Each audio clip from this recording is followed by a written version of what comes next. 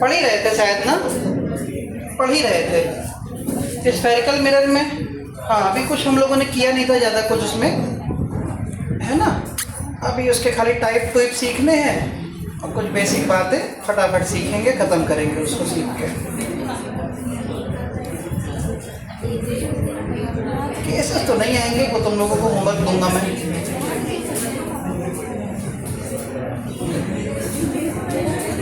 देखो बेटा क्या हुआ, चलो सुनेंगे।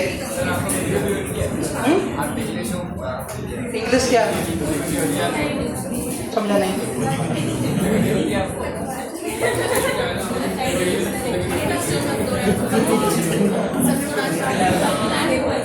सुनना।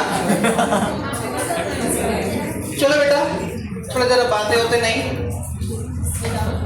देखो स्फेरिकल मिरर में, ये बेटा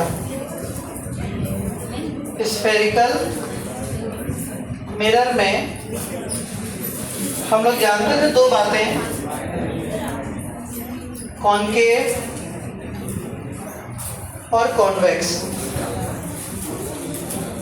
कॉनकेव और कॉन्वेक्स, थोड़ा सा ध्यान बिल्कुल फोकस इधर रखेंगे। एक दूसरे को थोड़ी देर के लिए छोड़ देंगे, है ना, नुकसान हो जाएगा। नहीं तो थोड़ी देर पढ़ते समय नहीं, थोड़ी देर एक दूसरे को छोड़ दो। दिन भर तो बताते ही रहते हो एक दूसरे को सब कुछ, 1 घंटे नहीं यार, देखो बता लेना बाद में, बहुत कुछ है बताने को लाइफ में।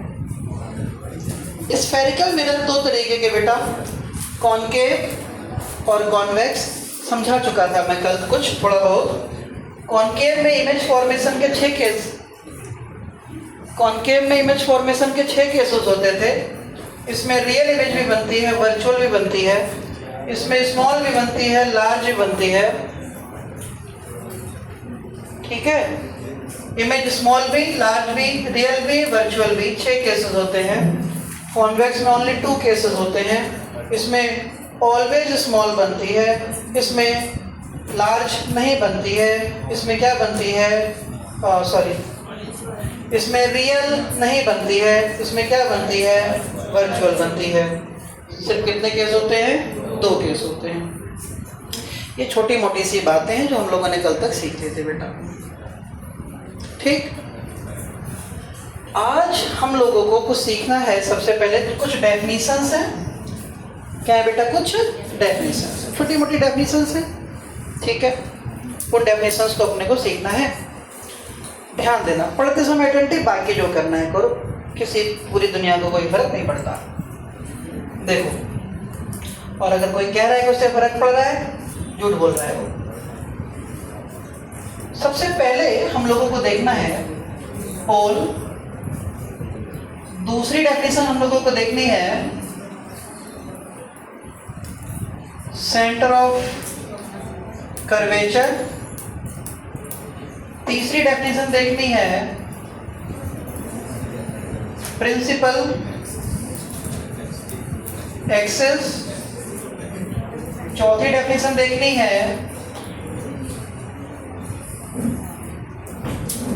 Radius of curvature, radius of curvature. पांचवी डेफिनेशन देखनी है फोकस पॉइंट। छठी डेफिनेशन देखनी है फोकल लेंथ। सातवीं देखनी है लीनियर एपर्चर। आठवीं देखनी है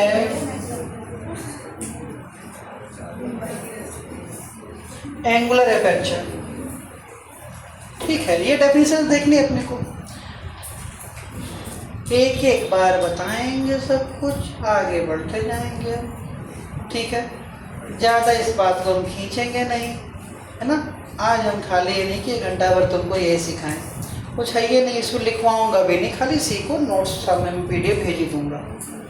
ना आज तक ये कभी बोर्ड में आया है, ना कभी आएगा। डेफिनेशंस कौन पूछ रहा हो यार, पता होना चाहिए कि ये सब होता है। देखो जी, सबसे पहले ये हमारे पास एक स्फीयर है। क्या है, स्फीयर है, मान लो 2 स्फीयर है, और ये बेटा स्फीयर का सेंटर है। कहाँ है ये? सेंटर है। और सिखाने के बाद सबसे थोड़ा कुछ ऐसे ही टीका फॉर्म में पूछ लेंगे। टीका है ना, सबसे थोड़ा गो थ्रू हो जाएंगे क्या है क्या नहीं। अच्छा, इस समय सेंटर का नाम, ये स्फेयर है बेटा, ये स्फेयर नॉट सर्कल। स्फेयर मतलब 3D स्फेयर। ये है स्फेरिकल, ठीक है, ऐसा स्फेयर है। स्पीकर है ये, बजता है अच्छा, अभी बजा दो इनके लिए। इस समय सेंटर को कहेंगे सेंटर ऑफ स्फीयर। क्या कहेंगे बेटा? और मैंने टॉपिक क्या लिखा है? अभी क्या कहोगे इसको? अबे नहीं, अभी क्या कहोगे? Centre of sphere. मैंने हेडिंग क्या लिखी है? क्रिस्टल क्लियर बोलो पहले तो जो बोलना है ना। आपसे बात करने का भी मन किसी का तभी करेगा जब तुम कहीं भी जाओगे, जब तुम किसी से साफ बोल रहे होगे। आवाज ही क्लियर नहीं निकलेगी तुम्हारे घाटी में से तो कैसे बोलोगे? अब मैंने इस स्फीयर को पॉलिश कर दिया। क्या कर दिया? पॉलिश। जैसे ही पॉलिश किया, इस सेंटर का नाम चेंज होकर क्या हो गया? सेंटर ऑफ स्फीयर ही रहा, क्योंकि खाली तुमने पॉलिश किया, स्फीयर तो वही है। बताओ, तो पॉलिश करने के बाद भी कुछ नहीं हुआ, वो सेंटर ऑफ स्फीयर ही रहा। सब इसी काम पे लगे हैं। देखेंगे ध्यान से। अब हमने क्या किया? काटा इस स्फीयर को बेटा, काटा, ठीक है, हमने भी काटा। तो जैसे ही स्फीयर, सुनना ध्यान देना बेटा, जैसे ही स्फीयर को हमने काटा तो जो बाकी हिस्सा बच गया वो बच गया कर्वेचर। क्या बच गया? इस समय सेंटर का नाम हो गया सेंटर ऑफ कर्वेचर। क्या नाम हो गया? तो ध्यान देना, आराध्या थोड़ी देर बाद तुमसे पूछेंगे। तो सेंटर ऑफ कर्वेचर का मतलब क्या है? सेंटर ऑफ कर्वेचर, एक बार बोलूंगा दोबारा कुछ बोलूंगा नहीं मैं। Centre of curvature is the centre of that sphere. Center of curvature is the center of that sphere. Center of curvature is the center of that sphere from which the mirror is to be taken out. Center of curvature उस sphere का centre है जहां से mirror काटकर निकाला गया है। हो गई डेफिनेशन। तो centre of curvature is the centre of that sphere from which the mirror is to be taken out. काम खत्म। कोई दिक्कत तो नहीं किसी को? तो भैया सेंटर ऑफ कर्वेचर की डेफिनेशन तुमने सीख ली। आगे बढ़ते हैं। तुरंत एक नाम आता है, ऑनलाइन वालों को आवाज़ जा रही है, बता दे बेटा एक बार सारे, नहीं तो मैं पढ़ा के निकल लूँ तुमको कि हमको आवाज़ तो आ नहीं रही थी। तो मुझे घर ही आते हैं बैठ के दिन भर। हाँ देखो रात भर, सॉरी है क्या? अब इसी मिरर का बेटा इसी मिरर का मिड पॉइंट होता है, उस मिड पॉइंट को कहते हैं बेटा पोल। पढ़ते समय पढ़ लो यार, एक रिक्वेस्ट है, मतलब तुम पढ़ लोगे तो उसमें मेरा कोई फायदा नहीं है, तुम्हारा ही है। इस मिरर का एक मिड पॉइंट होता है जिसको हम कहते हैं पोल। क्या होता है? पोल। तो mid point of mirror is called pole. मामला खत्म। Mid point of mirror is called pole. याद रखना, तो पूछूंगा मैं किसी से भैया ये सारी छोटी छोटी डेफिनेशंस लिखवाऊंगा नहीं, तुम जानो याद रखो कैसे रखो। अब प्रिंसिपल एक्सेस क्या बेटा?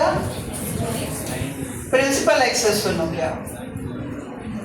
प्रिंसिपल एक्सेस का मतलब line joining pole and centre of curvature. क्या बेटा? Line joining pole and centre of curvature called principal axis. Centre of curvature और पोल को मिलाने वाली लाइन को प्रिंसिपल एक्सेस कहते हैं। बात करना तुम मुझसे ऐसा कहेगी? हमने तो कहा था बाद में कही तो मुंह पे कह रही हमसे। देखो सही है बेटा। तो सेंटर और पोल को मिलाने वाले लाइन को क्या कहते हैं? Principal axis. Center of curvature is the center of that sphere from which the mirror is to be taken out. Pole is the midpoint of mirror. Principal axis मतलब line joining center of curvature and pole. मामला clear. आगे बढ़ते हैं थोड़ा थोड़ा। Radius of curvature देखो बेटा। Center of curvature से लेकर पोल तक की दूरी क्या होगी? Radius. Distance between center of curvature and pole known as radius of curvature. बात खत्म हो गई। चलो नेक्स्ट क्या है? Focus point. क्या है? सेंटर और पोल के मिड पॉइंट को फोकस पॉइंट कहते हैं। क्या कहते हैं बेटा? सेंटर और फोकस के सेंटर और पोल के मिड पॉइंट को क्या कहते हैं? सेंटर और पोल के मिड पॉइंट को फोकस पॉइंट कहते हैं। क्या कहते हैं? Focus point. फोकल लेंथ की बात आई। फोकस पॉइंट से लेकर पोल तक की दूरी को क्या कहते हैं? फोकल लेंथ कहते हैं। नहीं आई क्या? फोकस पॉइंट से लेकर पोल तक की दूरी को फोकल लेंथ कहते हैं। सेंटर से पोल तक की दूरी को भूल गए, रेडियस कहते हैं। मिड पॉइंट ऑफ मिरर को पोल कहते हैं।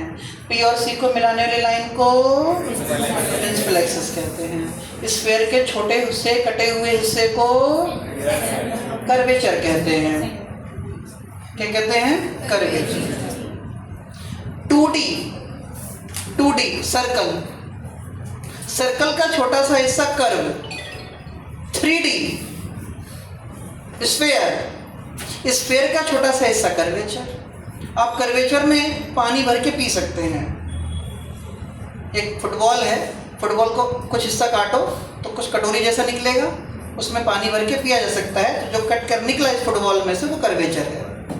एक सर्कल बना दूं, यहाँ पे मैंने सर्कल बनाया, इस सर्कल को अगर मैं कहीं से काट भी दूं, ये कटोरी जैसा अगर मैं ऐसा रख दूं, ऐसा, तो कैसे पानी भर के पी लोगे? सर्कल है वो, 2D है, इसको छू तक नहीं सकते, पानी कहाँ से भरोगे? 2D डायग्राम को हम टच कहाँ कर सकते हैं, है ना? 2D और 3D में तो एक ही तो डिफरेंस है। ले देखें, 3D की परछाई बनती है, 2D की नहीं बनती है। तो 2D के कुछ नहीं होता है ये, ठीक है, कोई दिक्कत नहीं। अब सुनो ध्यान से।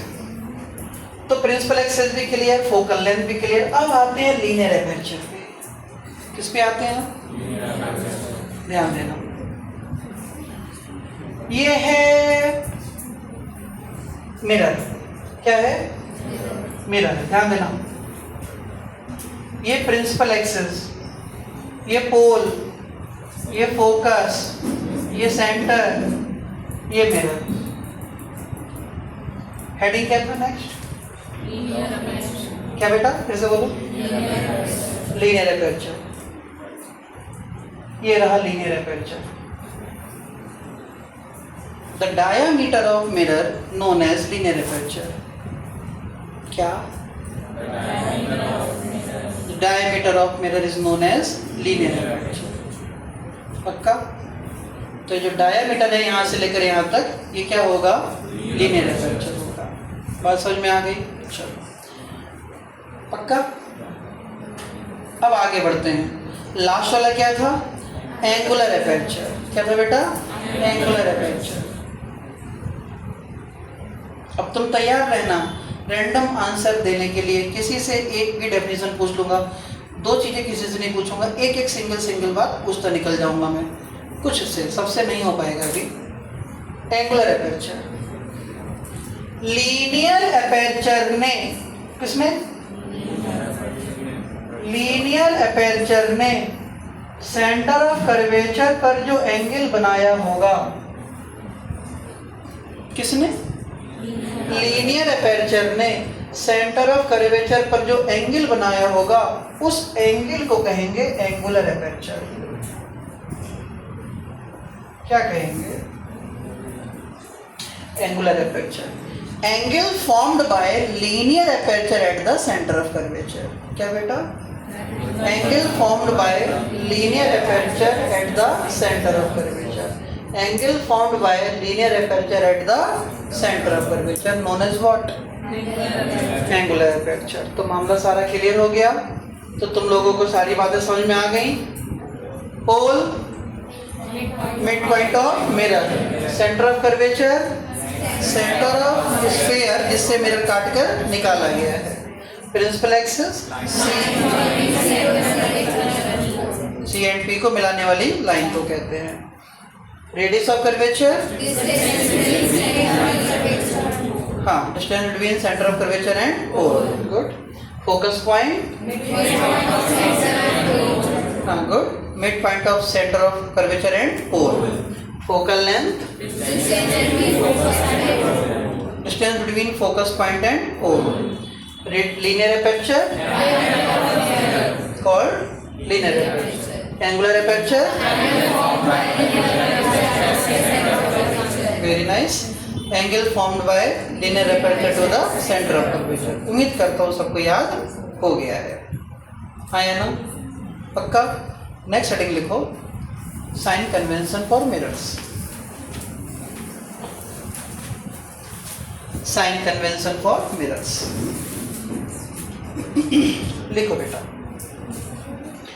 Sign convention for mirrors.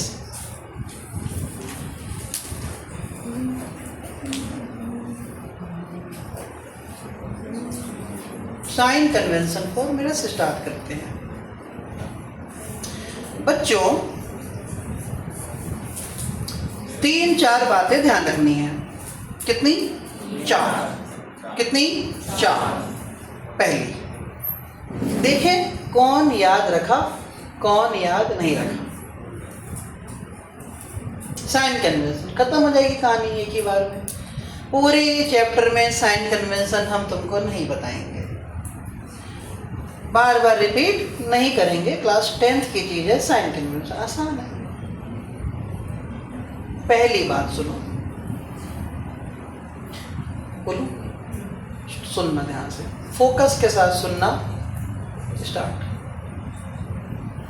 Light, पहला पॉइंट है, लाइट के चलने की सेम डायरेक्शन में डिस्टेंसेस पॉजिटिव लेते हैं, अपोजिट डायरेक्शन में डिस्टेंस नेगेटिव लेते हैं। लाइट जा रही है राइट में, पहले पॉइंट में बोल रहा हूँ, लाइट जा रही है राइट में, हम भी जा रहे हैं राइट में, distances will be positive. Light जा रही है राइट में, हम जा रहे हैं लेफ्ट में, डिस्टेंस नेगेटिव। पहला पॉइंट खत्म। दूसरा पॉइंट, सारी डिस्टेंसेस बेटा, सारी डिस्टेंसेस पोल से मेजर की जाएंगी। मतलब आपको कहीं भी जाना हो, आप पोल से चलना शुरू करेंगे। आपको कहीं भी जाना हो, आप पोल से चलना शुरू करेंगे। तीसरा point, principal axis. Principal axis से ऊपर का सारा हिस्सा पॉजिटिव, प्रिंसिपल एक्सिस से नीचे की सारी हाइट्स नेगेटिव। हो गया साइन कन्वेंशन खत्म। पहला, in the similar direction of the movement of the light, distance will be positive, and then opposite direction movement of the opposite of the light, distance will be negative. All distances must be covered from the pole of the mirror. Starting point always be pole. तीसरा, upward direction, upward height with respect to the principal axis is positive, and downward height with respect to the principal axis is negative. 4 बातें थी, मैं यहाँ पे diagram बनाता हूँ, सब clear हो जाएगा। शुरू करते हैं। रेडी, 1 2 3। ये रहा, ये मिरर हो गया, ये बेटा मिरर,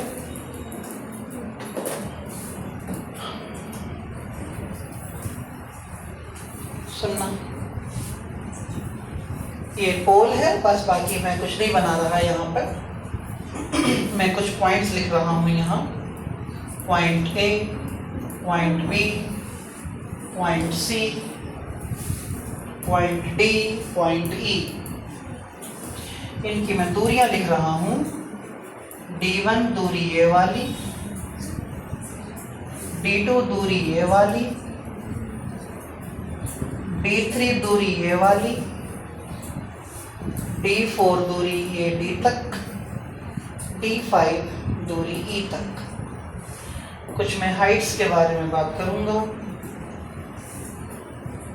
ये दूसरी 3 4 5 6 7 कुछ हाइट्स हो गई। इनके नाम लिख देता हूं मैं। Height H1, H2, H3, H4, H5, H6, H7। सही है? नहीं, मैं तो केवल साइन कन्वेंशन सिखा रहा हूँ, अभी रियल वर्चुअल पे ध्यान नहीं दे रहा मैं।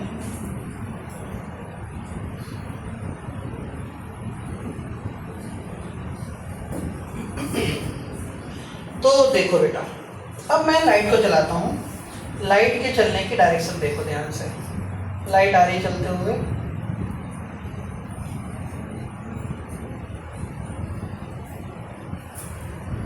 ये लाइट आ रही है इधर से।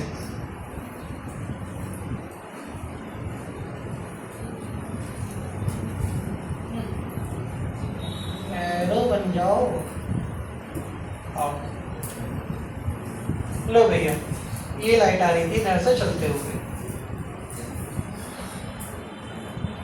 बस लाइट को चलाना है मिरर तक, ये नहीं कि टकरा टकरू के बाद में क्या हो रहा है तुम सब देख रहे हो। खाली मिरर पे लाइट आ रही है से मतलब है, टकरा के कहाँ जाएगी उसके बाद नहीं सोचना है। समझ गए ना? बस यहाँ तक लाइट चल रही है और ये हो गई लाइट। ठीक है, अब चलो, लाइट आ रही है राइट में, ये है पोल।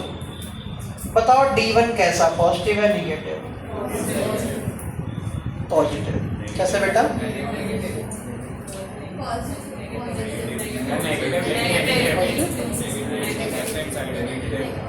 बेटा तुम्हें कहीं भी जाना है, कहाँ से चलना शुरू करोगे? पोल से।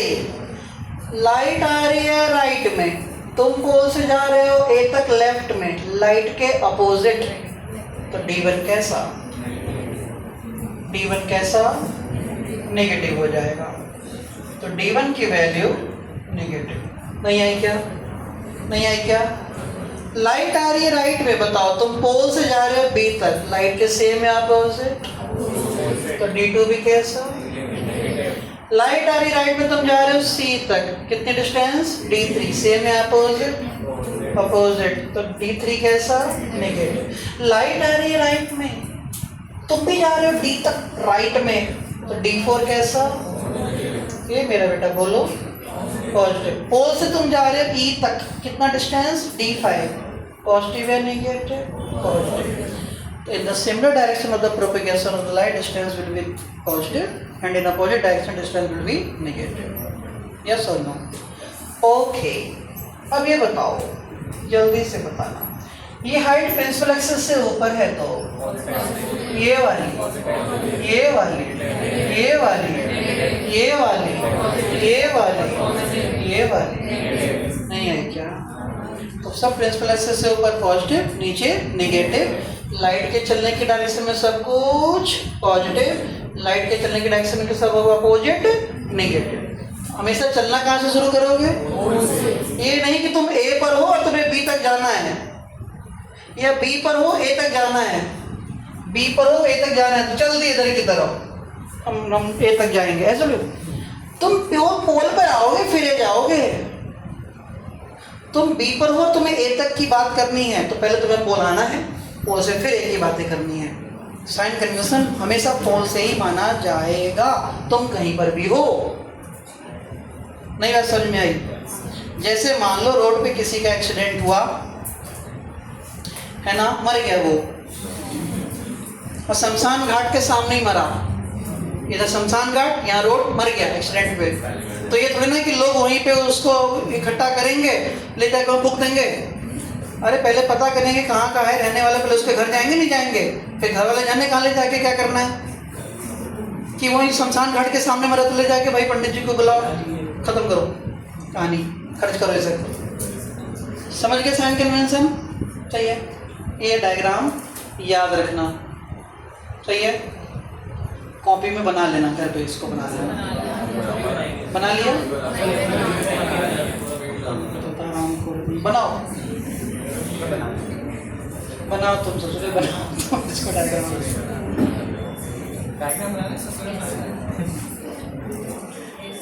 डायग्राम बनाना है कि कुछ बना लो, डायग्राम भी बना लो, ससुरे भी बना लो, क्या है, थोड़ा जल्दी बनाना बेटा।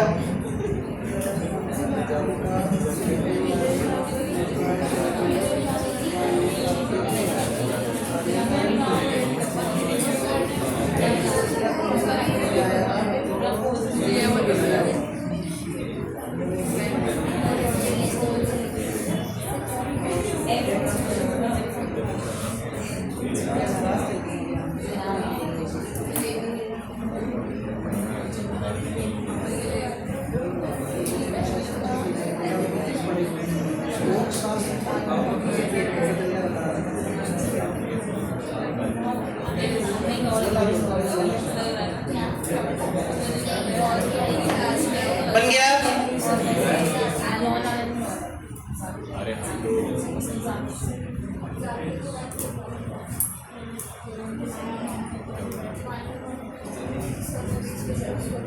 बन गया बेटा? बहुत बढ़िया।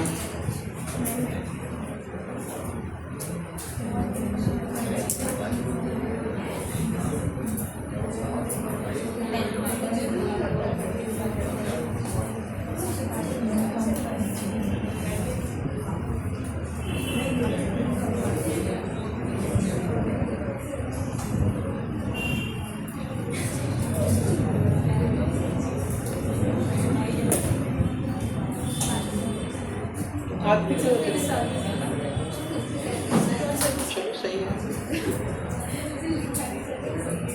कोई नहीं, हो गया? बन गया बेटा डायग्राम? हटा दो सब कुछ। ओके, हेडिंग लिखो, रिले,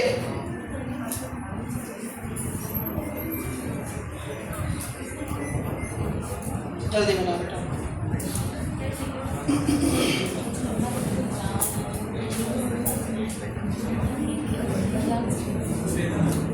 हो गया? हेडिंग लिखो बेटा, relation between radius of curvature and focal length. Heading between लिखो, relation between radius of curvature and focal length. Relation between radius of curvature and focal length.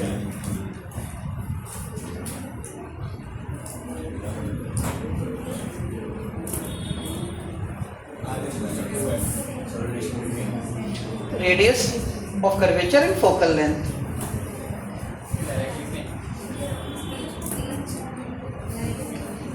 Focal length देखो ध्यान से, बचपन में, हाँ बचपन में तुमने पढ़ रखा है R इक्वल टू कितना, बोलो, पढ़ा है बचपन में? क्या पढ़ा? R equal to 2f।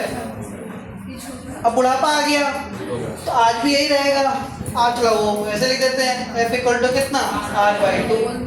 सब परहेजी मरीज नहीं होते हैं जिनको परहेज कहा डॉक्टर ने कि बादी सब्जियां नहीं खानी है, खाना ऐसी खाना है, खाली रोटी, लौकी और तुरई, 3 चीज़। जो आयुर्वेदिक दवाइयाँ खाते हैं जैसे ये होम्योपैथिक, उनको डॉक्टर ये कहता है तुम्हें 3 चीज़ खानी है, बादी सब्जियां नहीं जिसमें प्रोटीन ज़्यादा हो वो नहीं खाना, यूरिक एसिड बढ़ेगा, तुम्हें 3 चीज़ें खानी है, रोटी, लौकी, तुरई, बस। अब उसमें ऑप्शन है उनके पास, या तो रोटी तुरई, या लौकी तुरई, तुरई लौकी, आलू गोभी मटर, या मटर गोभी आलू, सब्जी बदल बदल के खाएंगे उन्हीं 3 में से। तो तुमने सीखा था R इक्वल टू 2f, तो F इक्वल टू R/2। सुनेंगे कैसे प्रूफ होगा, ये प्रूफ करते हैं। देखो, मान लो मेरे पास एक मिरर है, क्या है, मिरर, ध्यान देना, मिरर है, ये प्रिंसिपल एक्सिस है, ये पोल है, ये पॉलिश कर दिया, ये फोकस पॉइंट है, ये सेंटर ऑफ कर्वेचर है। ध्यान देना बेटा यार, मेरा हमेशा से मानना रहा है कि सीखते समय सीरियस, सीख जाने के बाद जो करना है करो, भूलोगे तो है नहीं। मैंने एक लाइट चलाई प्रिंसिपल एक्सिस के पैरेलल आने वाली कहाँ से जाती है? चलो गनीमत है कि याद है, गनीमत है कि याद है, मतलब शुक्र है कि याद है। पैरेलल आने वाली लाइट कहाँ से जाती है? फोकस से चली गई। अब मैंने क्या किया, इस सेंटर से जहां लाइट टकरा रही है उसको मिलाया। अब पढ़े लिखे बच्चे हो, तुम लोगों को तुम्हारे मैथ के गुरुजी लोगों ने सिखाया था कि सर्कल हो, सर्कल की रेडियस हमेशा सेंटर से तो जाएगी और सर्कल पे 90 डिग्री बनाएगी, हाँ या ना? मतलब रेडियस से खींची गई कोई भी लाइन, रेडियस से खींची गई कोई भी लाइन सर्कल पर कितना एंगल बनाएगी, हाँ या ना? ये तुम लोग जानते हो, इसको मैं सिखाऊंगा नहीं, वो तुम्हारे गुरुजी लोगों ने कर रखा है, सिखा दिया सब कुछ। अब सुनो, अगर ये नॉर्मल है बेटा, थोड़ी देर आपस में कुछ एक दूसरे को मत बताना, ना मोबाइल छूना ना बताना कुछ, मजाक से हट गया बेटा, पढ़ाई के समय थोड़ा सा सीरियस, सीख जाएंगे बात करो बात। ये जो ग्रीन वाली लाइन है ये नॉर्मल एक तरीके से, क्या है ये? नॉर्मल। और रिफ्लेक्शन क्या कहता है? अगर ये वाला एंगल थीटा है तो बताओ ये वाला भी एंगल कितना होगा? थीटा, क्योंकि I इक्वल टू R है ना? अगर ये वाला एंगल थीटा है तो अल्टरनेट इंटीरियर ये भी एंगल कितना होगा? थीटा। ये थीटा तो अल्टरनेट इंटीरियर ये भी कितना? थीटा। ये पूरा दोनों मिलाकर कितना थीटा? ये हाँ, ये 2 थीटा, तो ये पूरा कितना होगा? थीटा। यस और नो? चलो भाई, इतना तुम समझे, थोड़ा आगे बढ़ें। मैंने इस पॉइंट का नाम लिखा C, F, इसका नाम लिखा M, और यहाँ से एक ड्रॉ कर दिया मैंने पॉइंट N।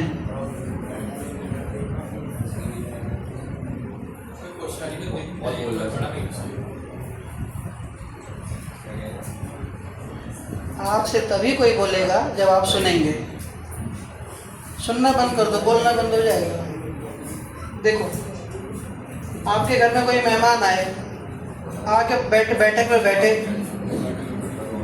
पूरे परिवार के लोग कहीं और चले जाएं, बैठा रहे अकेले, कब तक बैठेगा?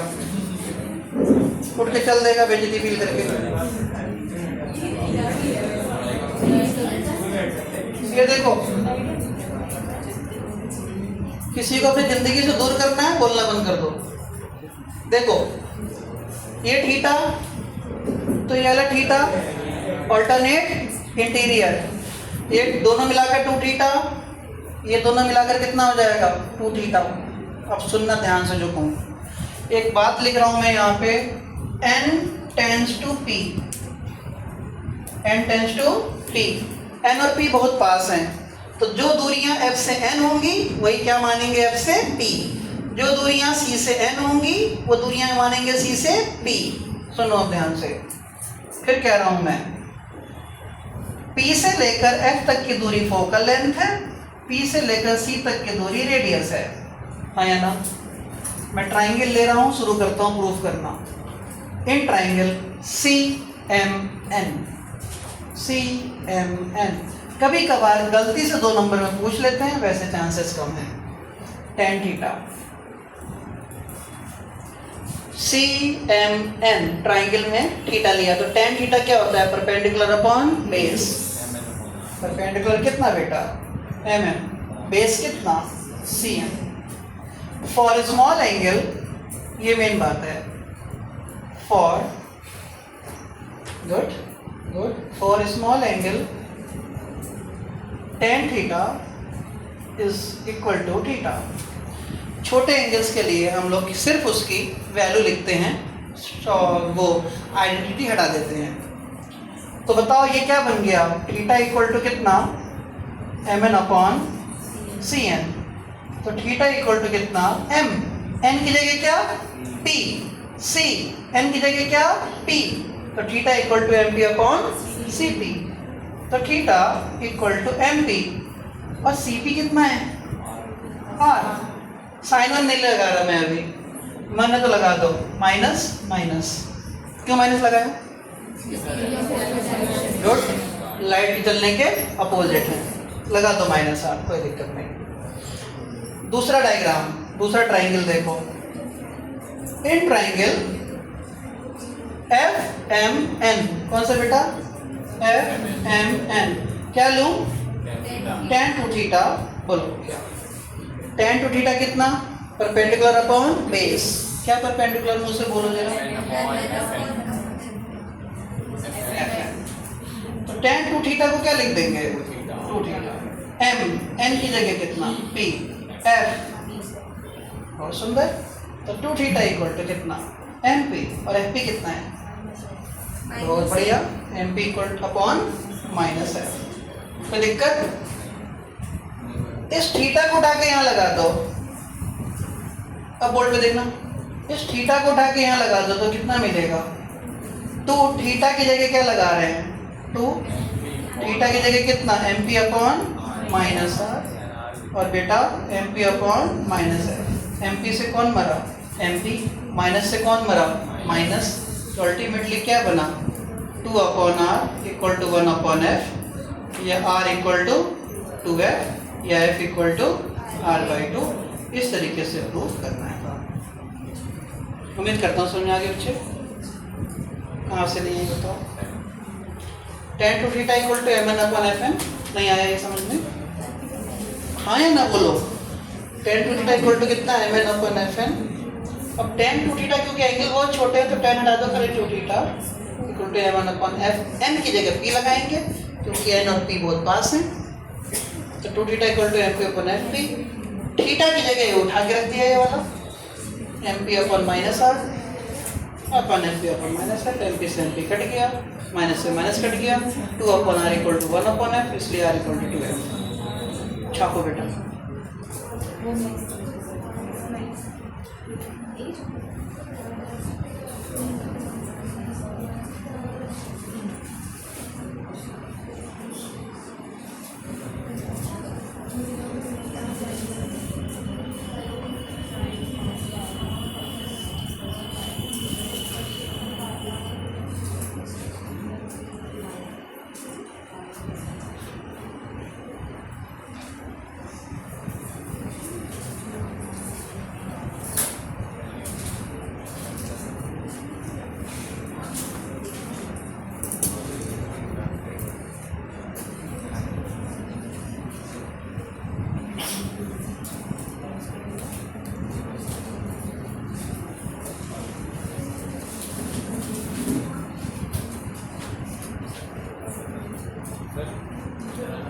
हाँ बेटा बोलो, किसका फोन?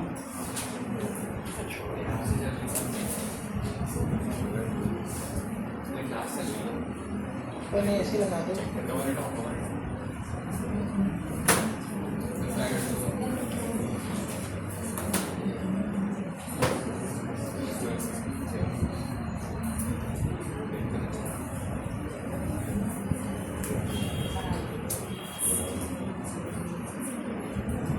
बंद मत कर देना उसको।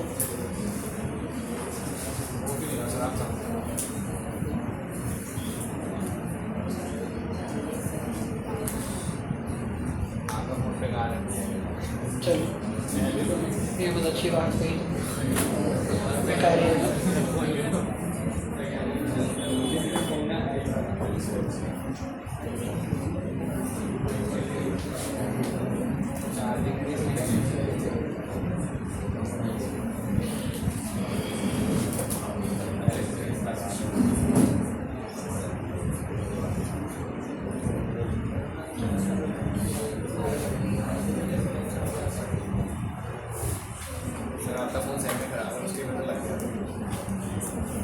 कुछ और होगा उसके अंदर यार, कई बार किया है।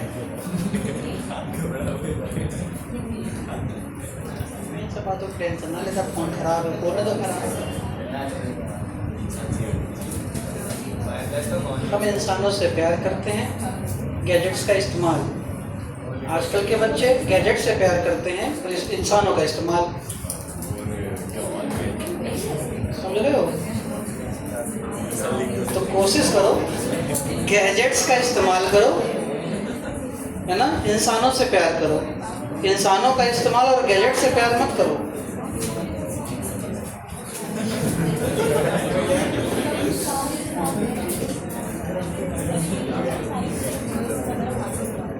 डिब्बा तुम्हारा कोई कुछ नहीं कर लेगा।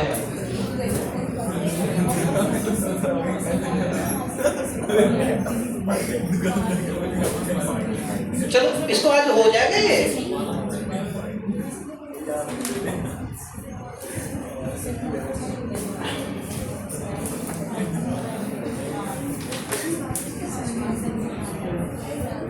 चलो बेटा हेडिंग लिखो नेक्स्ट।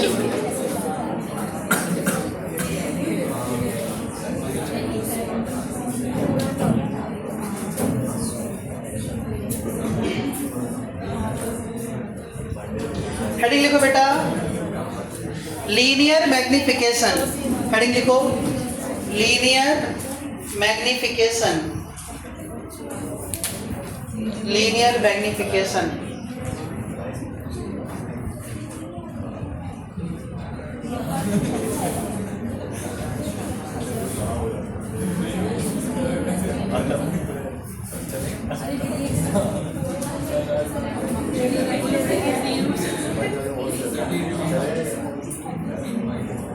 हो गया? हेडिंग लिखो लीनियर मैग्निफिकेशन। चलो शुरू करते हैं।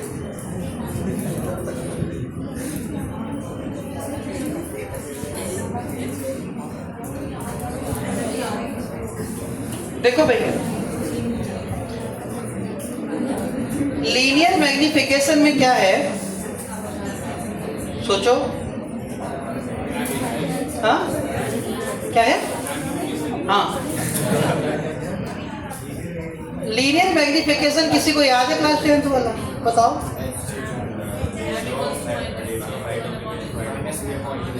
Height of image upon height of object minus B by U. चलो प्रूव करते हैं इसको। हाँ सुनो, आज इसको प्रूव करेंगे बेटा। लीनियर मैग्निफिकेशन प्रूव करेंगे, थोड़ा ध्यान देना। मैग्निफिकेशन का फॉर्मूला 10th में तुमने पढ़ा था, इमेज अपॉन ऑब्जेक्ट। मैग्निफिकेशन का फॉर्मूला तुमने पढ़ा था v अपॉन यू माइनस का। मिरर के लिए ध्यान देना, इधर छोड़ दो उसको थोड़ी देर। मैग्निफिकेशन का formula i upon o, magnification का formula minus v upon u. सही है? हमें ये प्रूव करना है कि i upon o equal to minus v upon u equal to m। Prove करेंगे। सही है? एक दूसरे को थोड़ा फ्री स्पेस भी दिया करो। देखो ध्यान से लीनियर मैग्निफिकेशन पढ़ते हैं, समझो। मान लो ये मिरर है, ध्यान देंगे कौन सीखता है कौन नहीं, देखते हैं। ये mirror principal axis, pole, focus, centre of curvature. ये पॉलिश कर दिया। अब सुनो,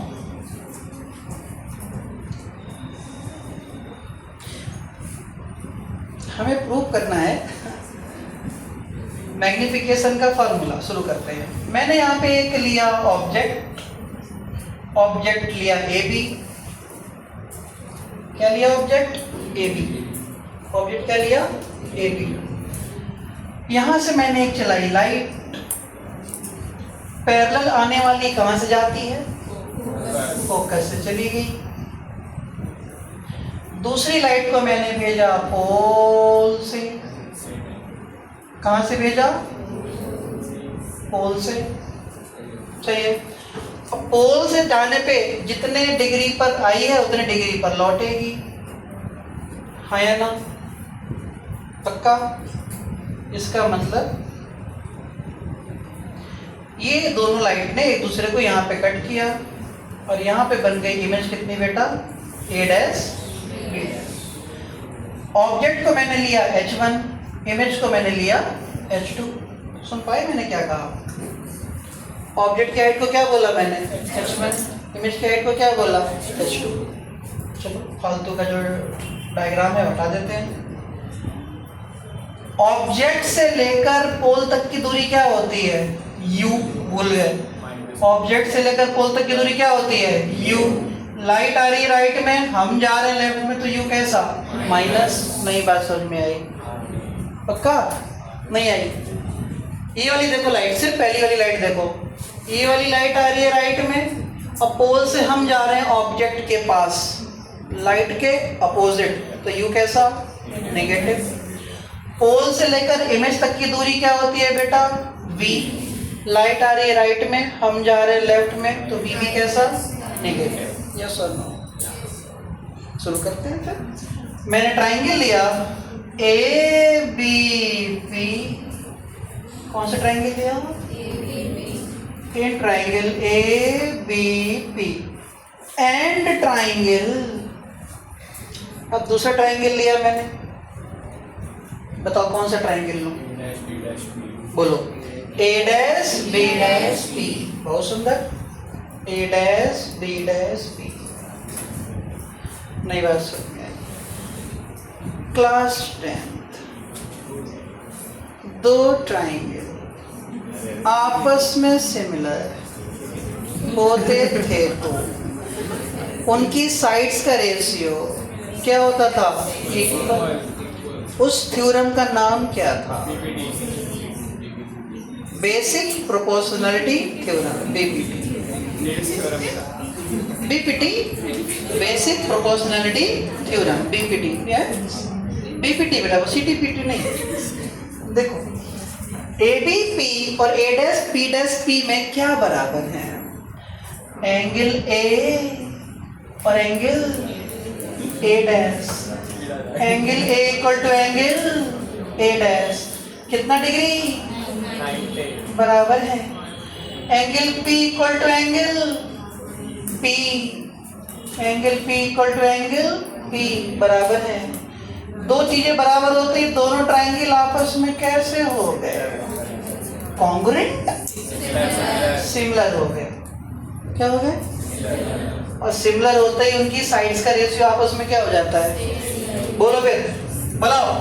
ए डैश बी डैश अपॉन, अरे वाह, A dash B dash upon A B equal to A dash P upon, अरे वाह, A dash P upon A P, A dash P upon A P. A dash B dash कौन है? Minus का plus का? Minus का। सबका ध्यान board पर। ए डैश बी डैश नीचे है तो कैसा होगा? ऊपर है तो कैसा होगा? ए बी कैसा लिखूं? प्लस का H1। ए डैश पी क्या लिखूं? ए डैश पी क्या लिखूं? Minus B. ए पी क्या लिखूं? Minus U. सॉल्व करें, माइनस से माइनस मर गया तो माइनस का H2 upon H1 equal to बेटा V अपॉन यू, इसलिए H2 अपॉन H1 कितना बेटा? माइनस का V अपॉन यू, और यही मैग्निफिकेशन होता है H2 upon H1 equal to minus V upon U. हो गया बेटा प्रूफ। नहीं आई क्या? पक्का? छापो, छापो, लिख लो इसको पहले। ये लिख लेंगे, बाकी की पढ़ाई है ना। अरे हम बता देंगे। शायरी क्या सुनाओ? देखो सिचुएशन थी, अभी किसी को अपनी बात याद आ गई होगी, दिक्कत हो गई क्लास में। बच्चा आके मुझसे अलग से कह रहा है, सर बस सुनाना। अलग से आके मुझसे कह रहा है कि सर ठीक नहीं किया आपने। मैंने कहा क्या? कह रहा पुरानी बात याद है। आंसू निकल के उसके मेरे सामने। मैंने कहा रे दुखेड़े बिल्कुल खत्म। शायरी थी कुछ शायरी। कह रहा यहाँ सब पक्के दिल वाले हैं, यहाँ कोई नहीं रोने वाला है। इसको बना लो फिर सुना देते हैं। हाँ, हमें तो पता ना तुमने बना लिया, वैसे नहीं नहीं बनता है किसी से, वैसे नहीं बनता है किसी से।